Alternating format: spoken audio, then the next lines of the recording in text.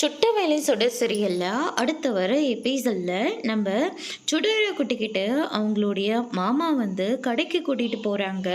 என்ன மாமா இந்த இடத்துக்கெல்லாம் வந்திருக்கோம் அப்படின்னு சொல்லிட்டு கேட்கவும், உனக்கு தான் கொலுசுன்னா ரொம்ப பிடிக்கும்ல, உனக்காக நான் ஒரு கொலுசு வாங்கி தரேன், அதை நீ போட்டுக்கோ அப்படின்னு சொல்லிட்டு சுடருக்கு பிடிச்ச மாதிரி ஒரு கொலுசை எடுத்து காலில் போட்டு விடுறாங்க. அதுக்கு அடுத்ததாக அதுக்கான பில்லை கொடுத்துட்டு நேராக வீட்டுக்கு வராங்க.